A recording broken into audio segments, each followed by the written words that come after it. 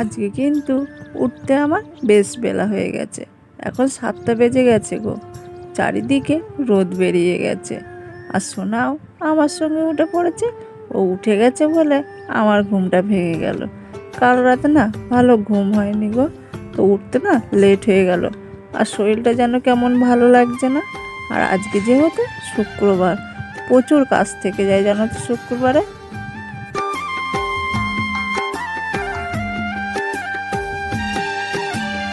তো যাই হোক বন্ধুরা, শুভ সকাল।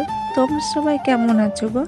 আশা করি যে যেখান থেকে ভিডিওটা দেখছো সকলে ভালো আছো আর সুস্থ আছো। পশ্চিম বর্ধমান জেলার ছোট্ট একটি গ্রাম থেকে আমি কমলা আমার ব্লগ চ্যানেলে জানাই অনেক অনেক স্বাগত আর অনেক অনেক ভালোবাসা গো।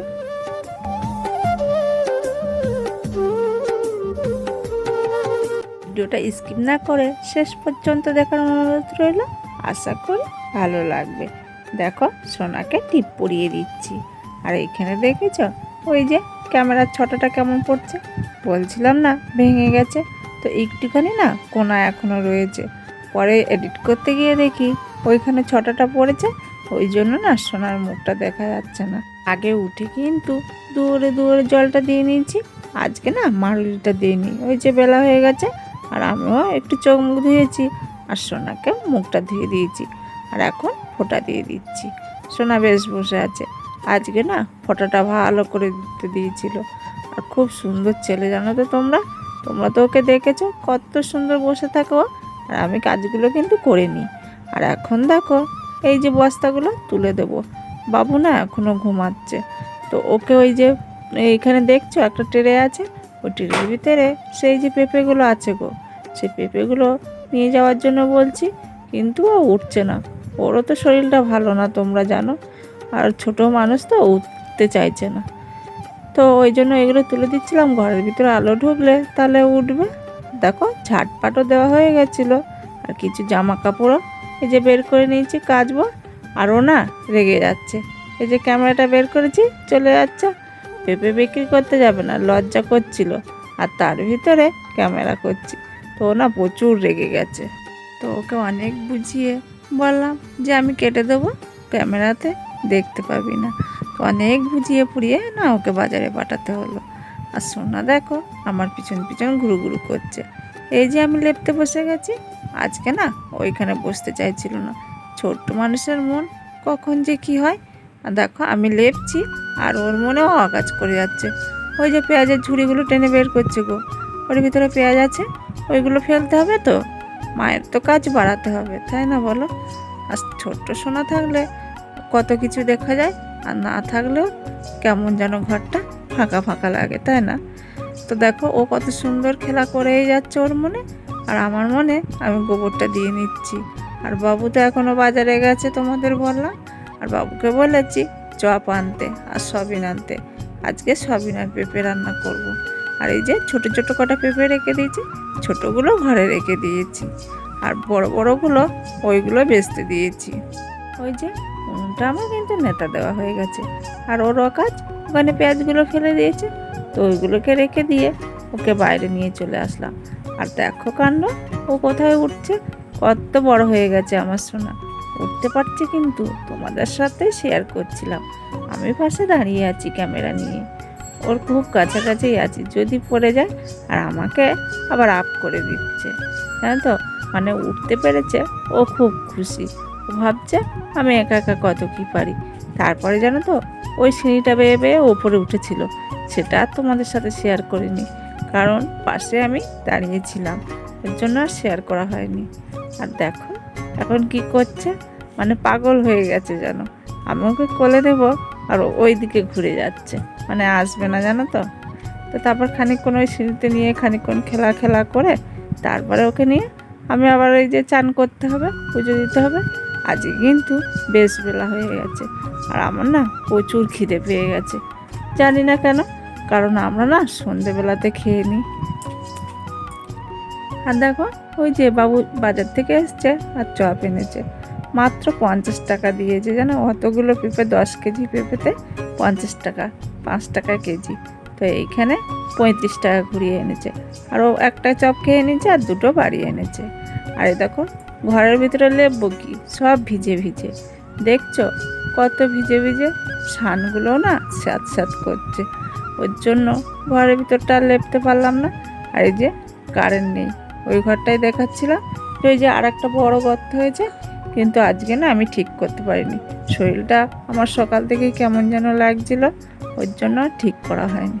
তোমাদের দেখাচ্ছিলাম প্রচুর বড় গর্ত, আর জানো তো তলার না জল জমে আছে, ওর জন্য না ঘরগুলো স্যাঁতসেঁতে হয়ে আছে। এখন বিস্কুট খাবো আর একটু জল খাবো, আর পাচ্ছি না গো। ওই যে ঘর বাড়িটা এখন আর গোবর দেবো না, তো দেখলেই তো ঘরের অবস্থা কীরকম, তো অনেকগুলো কাছাকাছি করতে হবে। এখন 9টা বেজে গেছে, ওই জন্য একটু খেয়ে নিচ্ছি, খিদে পেয়েছে খুব। আর সোনা তো কেমন করছে দেখেছো, আর বাবু বাজার থেকে চলে এসছে, তো মানে আমি আর নাজেহাল হয়ে যাচ্ছি জানো তো। চলো খেয়ে নিই, তারপর একটু জল খেয়ে চান করে পুজো দেবো। তো দেখো এইখানে কিছু জামা কাপড় নিয়ে চলে এসেছি, আর সোনার হিঁচু কাতা, এই সবগুলো কাচতে হবে।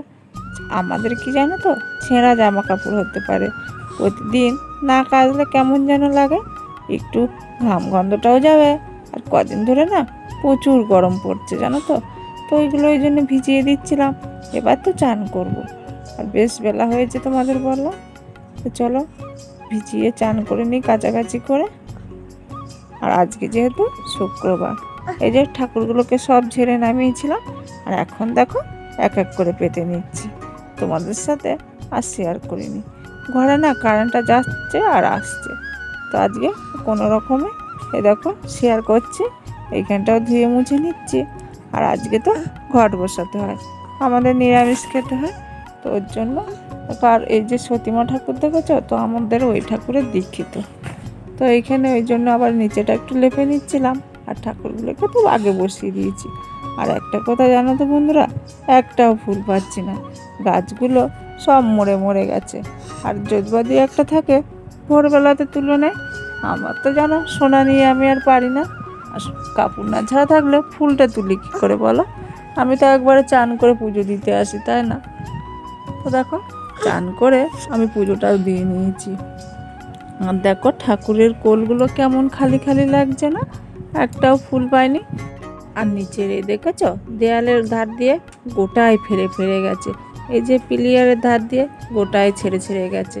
তোমাদের তো ভাবছিলাম ভাদ্র মাস থেকে আমি নেতা দেবো, 2 বছর ঘরটা নেতা দেওয়া হয় না, ওই যে ছোট ছিল তখন দিয়ে, আর কেমন যেন হয়ে গেছে, আর এখনও নেতা দিতে পারছি না, বলছে আবার নাকি কদিন পরে জল হবে, জানি না এই বেড়াগুলো আর থাকবে কি না, তো এমন জল হয়েছে। আর দেখো তারপরে আমি চলে আসলাম ওই যে বাইরে তুলসী তলাতে একটা ধূপ দিয়ে দিচ্ছি, আজকে তো মারুলিটা দিতে পারিনি, ওই জন্য তুলসী তলাটা এমন হয়ে আছে। তারপরে জানো তো আমি মুড়ি আর চপ খেয়েছিলাম, আর বাবু খিচুড়ি খেয়েছিল, আর সোনাকেও খিচুড়ি খাইয়েছিলাম। আজকে না রান্না করবো না, শরীরটা এতটাই খারাপ লাগছে, এতটাই ক্লান্তি, এতটাই মানে কেমন যেন লাগছে, আর বাড়িতে কেউ নেই, নিজের মানে যে কষ্টটা কাউকে বলে বোঝানো যাবে না, আর নিজেকেই সব কিছু করতে হবে জানো তো। তো এমন পড়া কপাল আমার, ওই ওখান থেকে খানিকক্ষণ শুয়ে একটু ঘুমিয়েছিলাম, সোনাও ঘুমিয়েছিল। আর দেখো সোনাকে এখন নখ কেটে দিচ্ছি, ও না নখটা কাটতে চায় না জানো তো, তো খুব বুঝিয়ে বুঝিয়ে কেটে দিতে হয়।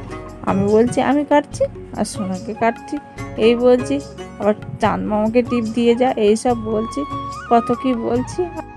যাই হোক সোনার বাবা বাড়িতে নেই, আমাদের দিনগুলো কেমন যেন কাটছে। আর সত্যি গো একটু হাতে পয়সা না থাকলে যে কি সমস্যা, দোকানদানিগুলো ওরা ধার দিচ্ছে, তাই আমাদের কোনো রকম চলছে, নাহলে যে কি হতো কিছুই বুঝতে পারছি না।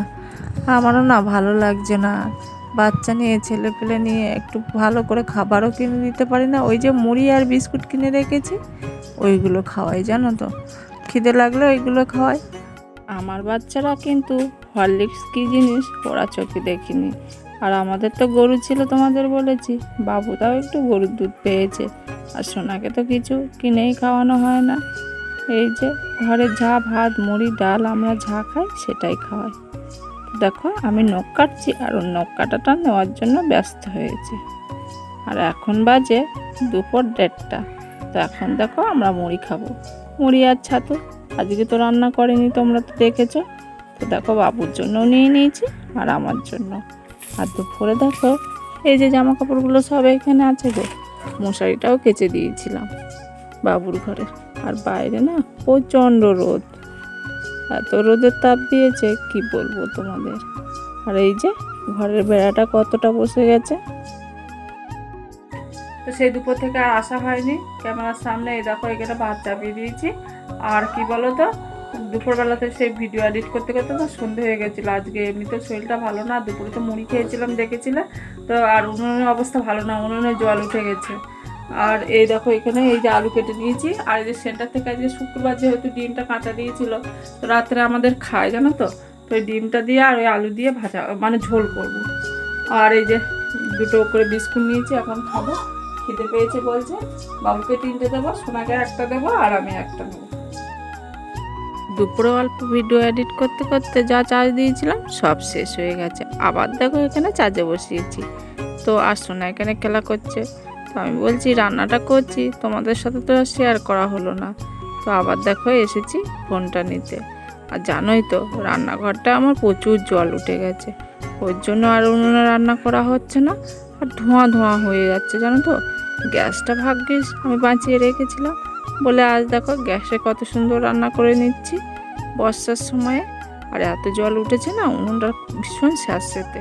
তো দেখো আলুটা কষে নিচ্ছি আর ওই ডিমটা ভেজে কিন্তু দুটো ফাঁক করে কেটে দিয়েছি, ওই যে আলুর ঝোলে দিয়ে দেবো।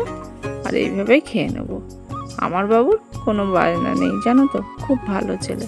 আর ভাতটা কিন্তু 1 ফুট হয়ে গেছে, ওখানে এখন নামানো আছে, পরে উপর দিয়ে দেবো। এখন তো শক্ত আছে কন্ট্রোলের চাল। তো দেখো এইখানে কিন্তু জলটা আমি ঢেলে দিয়েছি, এবার ফুটে উঠলে ডিমগুলো দিয়ে দেবো। সোনার জন্য এখানে সাবু ভিজিয়েছি, সোনাকে একটু সাবু খাওয়াবো। আর দেখো রান্নাটাও আমার হয়ে গেছে, সোনাকেও খাওয়ানো হয়ে গেছে। সোনার পেটটা না কেমন যেন গোল গোল লাগছে, ভালো লাগছিল না আমার মনটা। আর সত্যি সোনার পরে শরীর খারাপ হয়ে গেছিলো। আর দেখো বাবু এখানে দুষ্টুমি করছিল সোনার সঙ্গে, কিন্তু যেই ক্যামেরা অন করেছি সেই চুপচাপ বাবুর মতো বসে গেছে। আর দেখো ডিমের ঝোলটা এই যে রেডি হয়ে গেছে গো, এবার আমরা খেয়ে নেব। তো যাই হোক বন্ধুরা, ভিডিওটা আর বেশি বড় করলাম না গো, এইখানেই বিদায় নিচ্ছি। আর তোমরা সকলে ভালো থেকো আর সুস্থ থেকো, দেখা হবে পরবর্তী ব্লগে। আজকের মতো এখানে বিদায় নিলাম, গুড নাইট, টাটা।